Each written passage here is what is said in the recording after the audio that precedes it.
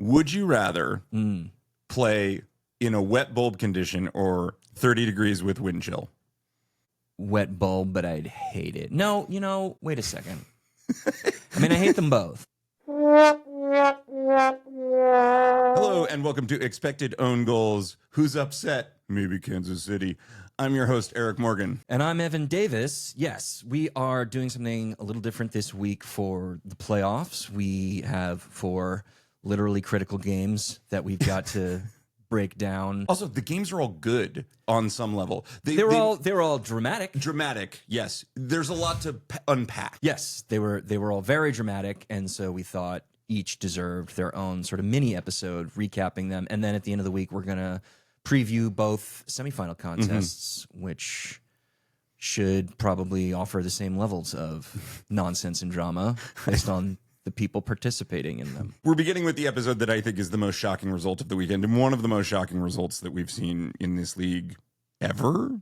I think it's probably the most shocking result because Kansas City, the only competitor for the level of dominance Kansas City put up this season, is the North Carolina Courage in 2018, and they ran the table in the playoffs quite comfortably. I mean, if you want to argue like FC Kansas City beating the Seattle Reign in 2014 and 2015 in the final, but that's a final, and also FC Kansas City were quite good. In fact, probably those two teams were closer to each other in relative strength than Gotham and Kansas City were this year. So, yeah, I can't think of anything more egregious. I think you could make an argument in favor of Orlando being a team like that North Carolina Courage team last year's Orlando. But this Kansas City team just like blew the doors off so many different records. They are the greatest regular season team in NWSL history. And one of the most painful asterisks you can ever give a team. Yeah, but I've been quite consistent in describing them as such, knowing that they still had to win a title in the playoffs. So ever since it was guaranteed that they were going to set the all-time points per game record, yeah, it's always going to be the regular season where they'll be best known. Now, I think you and I both agree that the regular season should probably be valued more in this league. I think we've both said that at times. I think it's pretty absurd that your reputation can rest on a single knockout match, even if you didn't really play that well in said match. Like, I just saw somebody on social media being like, after last year and this year, it's pretty clear Kansas City can't get it done in the playoffs, and you're never going to be great unless you can do that. It's like, fuck all the way off with that shit. Yeah, I'm not here to say... by the way, freezing cold take. Colder than California Pizza Kitchen Stadium cold take. Facts. And I'm not here to argue that Kansas City played well on Sunday. No, they did not. Yeah, but Gotham didn't really play that well either. No, they did not. Single elimination knockout football, we've been saying this since we started the podcast. Weird shit happens. Yeah. And the better team doesn't win. Yeah. A lot of the time. For long stretches of this season, Kansas City have been utterly dominant in a way we have not seen in this league before.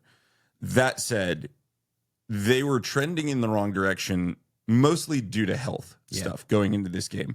And what you could see, and as we were sort of getting down the stretch, was this team that had previously been sort of invincible, starting to have little chinks taken out of the armor. So like when we were talking last week, there were questions about health, but the numbers, the models still sort of had it at like 75-25.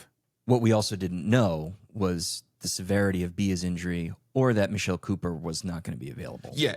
So as we get closer to game time, what had previously been this matchup between an underrated 8 seed, a team in the 8 seed that is better than an 8 seed team, against a team that had previously seemed unassailable, that was becoming more mortal by the moment.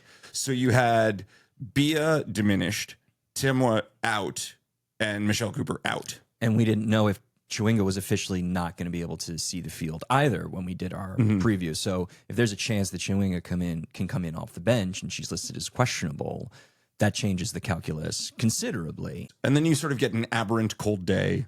And all of these little contributing factors are like nudging toward a more chaotic result, as opposed to a team that is sort of controlled long stretches of this season. And the kickoff is at 11 a.m. local time, and the shadows kind of play a lot of havoc. I think they are brutal. In my opinion, on both Gotham goals, they are an issue to some extent. If they are not the entire cause for those goals being scored, they play a part in Lorena and the defense being able to adjust to whatever wackiness is happening on Gotham's attack in those moments. And then on the other side of it, like Ann-Katrin Berger has a massive brain cramp, probably one of the very few she's made all year, and she lets this bizarre Ellie Wheeler-Schross cross the goal line, which is like a .04 pre-shot and post-shot XG chance. It's just a complete mental collapse from AKB in that one brief moment. So all 3 goals don't feel like they're reflective of either side's talent, honestly. I'll say this.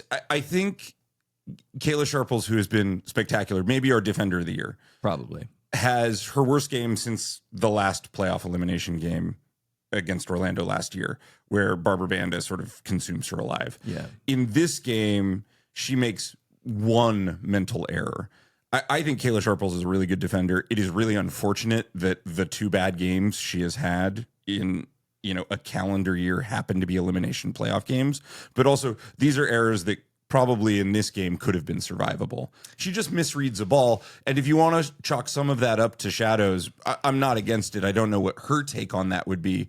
But Shaw gets into a decent position and fires a shot that is lower XG than I expected, but is still a clean attacking look, something Kansas City's been so good at denying their opposition all season. And from a relatively close distance, something Lorena has not faced a lot of this season. Yeah, I mean, close. I mean, it's 12 yards, but it's at a fairly acute angle. And like whatever maybe minor contribution the Shadows make toward Lorena knowing like where to get herself set up as Shaw comes in, you can throw all of that into the soup and say whether it's you trust FB refs 0.04 XG or ASA's 0.14 XG. Either way, the raw chance itself is like very possibly not going to get scored. Olivia Moultrie misses in the Portland-San Diego game almost the same chance. Yeah. And it's not surprising. Yeah, exactly. So am I here to say that Kansas City played well? I am not. But I also think that you really can't make a great argument for Gotham playing well in the end. Yes, they had a lot of the ball. Yes, they had a lot of ball in the final third, but there's a reason that Kansas City has the best box defending in the league, historic levels of box defensive quality. And that's also why the Sharples mistake is like stands out so much because she just didn't do that all year long. And then all of a sudden she did. And then on the other side of it, like this team's been able to be very good without Temwa Chawinga. This team's been able to be very good without Bia Zaneratto. This team's been able to be very good without Michelle Cooper. But when you have 2 of those players and then the third very obviously not 100% and probably shouldn't have been in the game for as long as she was, that is too steep of a hill to climb, especially when it's Gotham and not, say, Chicago or Utah or Houston that you're facing. Yeah, I think this was survivable against most other teams that were capable of being the 8th seed. And it was almost survivable on Sunday. But for a crazy, again, slightly shadow-influenced Katie Stengel, extra time playoff winner. When have we heard that before? You know, Katie Stengel, who, by the way, I think is probably, other than AKB, most directly at fault for Ellie Wheeler's goal. She gives what I would describe as a true striker's attempt at taking the ball off Ellie Wheeler. Allows her inside. Katie Stengel has been the bane of many Gotham supporters' existence for periods of time until she absolutely is not that. Right. Still, her goal is created at a time you've got both teams have been out there in freezing temperatures for 120 minutes, 140-ish when you add up all the stoppage time. They've been out there forever in the cold, and Midge Purse plays an absolutely brilliant little flicked back heel into Katie Stengel's path, and Katie Stengel roofs it, but if she's a yard further out, that thing clips off the crossbar and goes over. The margins are so thin. Yeah, which is something that Andonovski said in his post-match presser, and I agree with him about. I think if there's something you want to ding Kansas City for, going back to health, it is how should we evaluate Andonovski's rotations of his top players in those last 5 games of the regular season when they had clinched the Shield so early and had opportunity to rotate a lot of players out. He actually did a fairly decent job of doing that. Like some of the main attacking weapons actually played maybe less than we think that they did. The problem is, like, that something is hovering just under the surface with Chawinga. Why is she going full 90 against Chicago the week after you clinch the Shield? Now, do we know that that's the reason she ended up blowing out at the end of the year? No, we don't know that. And she may very well have already been pushing past the red line, whether she had played that game or not. But you do have to think about it. And when Andonovski says in the post-match presser, there's no stopping Bia from getting into the game despite her fitness, well, that's what you and your medical staff are there to do. You're supposed to protect players from themselves. Now, in a very cold sort of zero-sum way, or what you're not saying that you trust 50% Bia more than you trust Haley Hopkins, for example, or Alex Pfeiffer from minute one. Mm-hmm. That might be true. And it might actually even be the right call. Hard to say. But it's still kind of gambling with your main goal-scoring threat's fitness in this match. And that doesn't quite feel like you thought your decision making through, especially then when we get to like how he handled his substitutions in the back end of the game.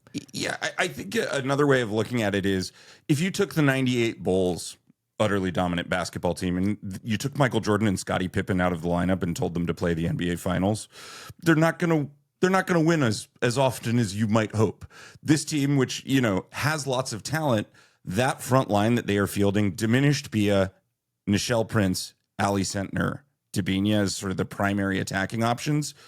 Only Debinha really stands out as sort of superlative. Bia has been very good, but diminished Bia is a limited player. And I think that Debinha's impact gets blunted when all of a sudden she has to be the primary creative weapon. Like Ali Sentner took like a very nice shot, like a .21 XG chance inside the box at one point in the second half that Gotham just did a good job of like closing down. But there was also part of that shot where like Debinha was like rushing in to potentially receive the pass, and Sentner, if she had like maybe taken a half second longer, would have had a cleaner look at goal, even though it was taken from a good position. And then there were all the moments where like Sentner lost possession or took a long range bomb that was going nowhere and did Sentner-y things where you just thought, man, if like Chawinga was in this game and keeping Sentner a little bit more sidelined, or if Cooper, or if both of them, this could have gone very, very differently. Yeah, first off, Gotham is a good team. We'll get to the Gotham side of this. Yeah. But on the Kansas City side of things, it is really hard to overstate how much missing Cooper and Chawinga really hurts not just your attack, but also your ability to press, your ability to defend from the front, your ability to maintain possession when you're in attack. Just all these things when you sub out, and this will not sound kind, but when you put in basically replacement level attackers in place of all-star MVP level attackers, you are going to be not as good. And Kansas City, and I think this was the big problem, once they went down a goal, they had defended well for most of the game until the Sharples mistake turned Shaw goal. Once they are down a goal, they only generate .09 XG on 3 shots for the rest of the game. Yeah. That's where the diminished bench and the talent you have on the field really kills you. They were unable, unlike at any other point in the regular season, to create meaningful chances from there. And I've seen a couple of people argue, like, well, this just proves just how little depth that Kansas City has in attack, or just how over-reliant on Chawinga they are. But terrible take. But also, like, you had, to start the season, 6 elite attacking weapons. And if you are high on Sentner, when they got Sentner, you could argue that they had 7. No team has 6 to 7 elite attacking weapons to choose from. But DiBernardo's on family leave, and then 2, but really 3, are not available to you at full fitness at all. Like, that's great depth being decimated at the wrong time. Yeah, and being decimated against the wrong opponent. At the wrong moment. In the most important game of the year. So we're not here making excuses. Again, I think that the problem is once Kansas City goes down a goal, they actually just don't have a lot of talent to help them in that game state. Yeah. And they also have a lot of talent that have not played together to be primary attacking nodes together. Right. And they get bailed out. So the luck that exists in this game does bounce Kansas City's way once we're in the game. Like, none of it exists pregame, but once we're in the match itself, Kansas City is bailed out by an AKB mistake. But a sort of a Wunder cross shot that Ellie Wheeler takes reasonably well and that is surprising and continues the game. And at that point, you sort of expect Kansas City to press on using the momentum, and they kind of don't again. Yeah, because they just don't have the right players to make it happen, you know? Yeah. And I think your point is so good. No team does. No. The closest team, Washington, barely escaped against Louisville with missing less. And Washington is the great comp because they're the team that got healthy at the right time. Correct. And Kansas City is going in the other direction. Should we flip it to Gotham and what we thought of Gotham's performance? Yeah, let's go to Gotham. Gotham didn't play well. They had a lot of the ball. They had a lot of the ball in the final third. They did not create good chances with all of that final third possession. And that really does need to be underlined. Like, yes, Kansas City were not good, but neither was Gotham. And it stands out with Gotham in particular because they had so much of the ball, because they were in Kansas City's final third so often. This wasn't like a sit deep, soak up pressure, and take the occasional pot shot until we find a good transition opportunity. They were on the front foot. They were taking the game to the current, but classic, same old Gotham chance creation issues arose, and it's difficult when you're playing against the best box defending team in the league, barring the 1 in a million Kayla Sharples mistake, to create good chances no matter who you are. But I think it did expose that like Gotham still has some kinks to work out, and without the focal point of Esther being there was a little tricky. They got off a couple of good moments, like even though it was a lowish XG chance from Shaw, like Shaw did great work to play Sharples to like move the ball into the box, you know? Yeah, I'll say for a shot from that position, that's about as ideal as circumstances leading to that shot. Yeah. That some of the models don't know about. Yeah. But also it's worth stating, I think it's a little harsh to say they weren't good. Defensively, they were good. Well, yeah. And like classic Gotham, they've been good defensively all season. Yeah. I think, but, Kansas City were very good defensively too, barring like maybe the one Sharples moment that you can point to. Like Gotham basically like in possession played a 3-4-3 with Jalen Howell operating as a third center back because they did not want to open themselves up to Kansas City's counterattacks. Smart. And also you don't need Howell as like a vertical progression node. Yeah. So you can use Shaw and Lavelle further up to make that happen. Yeah, it's good in theory, and defensively in practice, it came off gangbusters. Yeah, I think it would be fair to say credit to JCA for getting his game plan pretty correct against a Kansas City team that is difficult to beat. They were excellent at denying good shooting opportunities, particularly once they possessed the lead. And then they were just sort of Gotham when they were attacking, which is to say a team with a lot of talent that sometimes struggles to create chances. Some of that is Kansas City also defended well. But I kept going back as we were watching, as the game was going on, I kept going back to what Abigail Siegel said last week on our episode that I think was correct.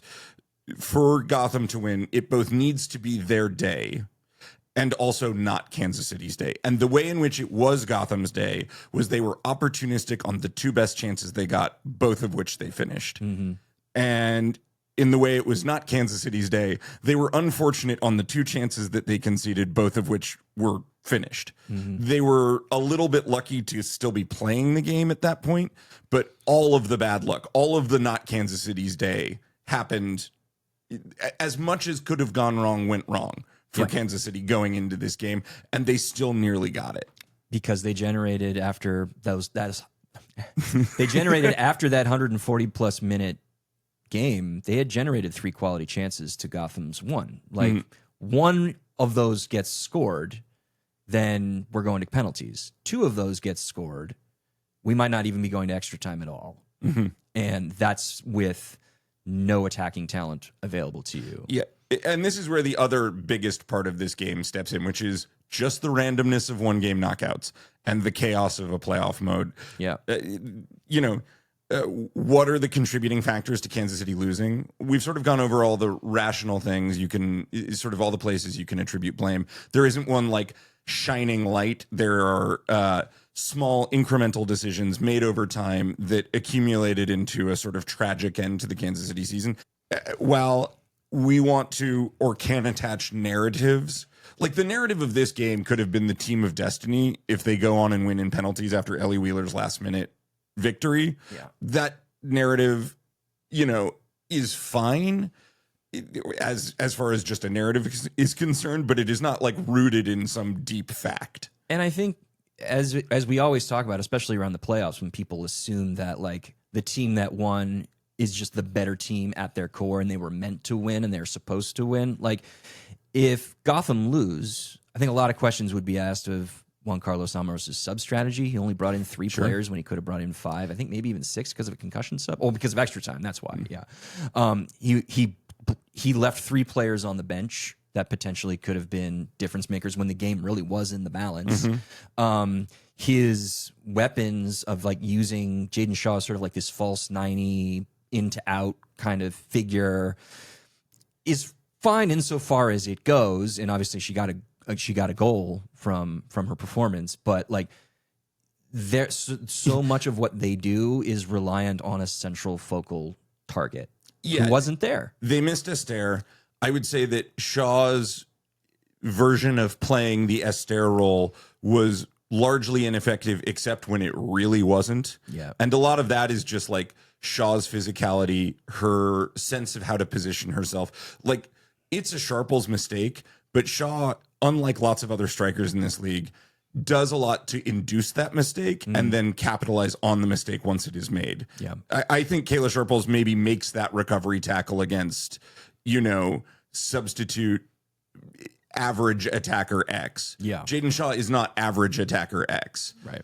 And again, like this game was hugely entertaining because the feeling of dread, if you were Kansas City, started creeping in pretty early. Then it came to pass in an error. Yeah. And then it was recovered. And then we went to sort of this exhaustive, it was an epic game that could have gone any number of ways and just didn't roll Kansas City's way. That's right. Yeah. I mean, playing with their backs against the wall and doing their bend but not bend, don't break defensive plan first before scoring. Like we've seen them do that. We've seen them do that early. We haven't seen them do it that often this year because they usually are the first to score. But they've done it, and then they bait you. Jill Loyden a couple weeks ago created this phrase that she uses to describe one way in which they press. She calls it the Matador press. And I fucking love that term of art. Such a good description. It's exactly what it is. And you can use that to like lull your opposition into a trap even early before, anything's really, really happened. But when all of these other circumstances have sort of like followed you and you don't have the right players to throw the red cape up to like draw the bull in, i.e. Chawinga and Cooper, it can just get at best attritional. And at worst, you end up losing a game 2-1 in extra time. There's something really funny about a Spaniard defeating the Matador approach to the press. That said, he really did set up his team in a manner that was about risk mitigation. And that approach really denied Kansas City any opportunity to get at or to approach attacking in the way that they have been successful all season long. It's the classic idiot, very wise reverse parabola graph where like on one side, idiot is like shit happens. In the middle, you're like trying to just take apart all of the X's and O's, and then the very wise person on the other end is like shit happens. Yeah, I think that's a perfect description. Juan Carlos Amoros made good decisions given the opponent he had. The opponent he had was diminished. Vlatko Andonovski, put into a corner, maybe by some of his own decisions, didn't really have a lot of pieces to recover from a game state alteration, got lucky, and then got unlucky again. Yeah. The Katie Stengel finish to win this game is A, extraordinary, and B, like narrative-y and hilarious, and like there's a richness to a player like Katie Stengel having eliminated better teams on the road in the playoffs twice in 3 years. Yeah. But then when we adjust some of the underlying numbers to like a per 96-minute game rate, just to be able to compare apples to apples from how they did in the regular season, like the XG was 0.8 to 0.7, the XG per shot 0.07 to 0.07, the quality chances 2 to less than 1. None of the attacking worked at all. And maybe that was also weather affected too. The ball is just a little bit heavier. But all of it, again, it just all goes into the soup, and weird things can happen. And the greatest regular season of all time ends in the first round of the playoffs at home. Go figure. Yeah, your point earlier, I think, is a really salient one. I will talk about this Kansas City team moving forward as one of the best teams to ever compete in this league. It is unfortunate that they did not win a title. That is not unique necessarily among better teams that have played in this league. Or any sport. Yeah. That's right. This Kansas City team, I was talking to a friend who was like, can you give me the baseball equivalent of this? And I was like, yeah, this is like the 2001 Mariners who won 116 games and were just like utterly dominant. Went down in the ALCS. And then went down in the ALCS to the Yankees. Yeah. And it's like, was that a sign that those Mariners actually like didn't have the mental fortitude to like win it all? Like they collapsed mentally at exactly the wrong moment? No. It's that like 4 to 7 games of baseball played in the span of a week, no matter who you are, can end up in a result like that. And just the same here, single elimination knockout football, even when you're the greatest regular season of all time, playing inside of your fortress can go sideways on you. And it actually doesn't say anything about how like you can't get it done in the playoffs. Like fuck all the way off with that shit. Yeah, you said it last week, and I thought it was funny, and I think you were a little tongue-in-cheek when you said it, but who doesn't love a giant killing? Yeah. Well, we did get a giant killing. We got a giant killing. We got a giant killing of the highest order, and I think the best thing that you can say about this, and we'll get to it later in the week when we preview these other games, is suddenly it is wide open to win this title. Yeah, I mean, the two projection models we have for like championship odds are one sees it as a lot closer, a lot tighter than the other, but in the end, nobody has really a strong case to be the overwhelming favorite the way that Kansas City did coming into the quarterfinals. Yeah, Kansas City came into the quarterfinals with a better than 50% likelihood of winning the league. Which never happens, ever. Yeah, in any sport. Which never happens, and they lost the coin flip in the playoffs. Yep, the 47%ers won out in that particular regard. And now it will be Gotham on the road playing the winner of the next quarterfinal match that we're going to be talking about on the next episode of this series. So if you're not a member of our Patreon, please click the link in the show notes, and you get both video and audio versions of the show completely ad-free. And this week, with 6 of these mini episodes coming along, I'm sure you don't want to deal with commercials breaking up all of this incredible chat that you're bearing witness to. Just top bands. Yeah. And then subscribe to all of our channels on social media at XOwnGoals. That's the letter XOwnGoals on all socials. So next episode, we will be talking about Orlando's victory over Seattle. The great hot dog fiasco of both of our colons.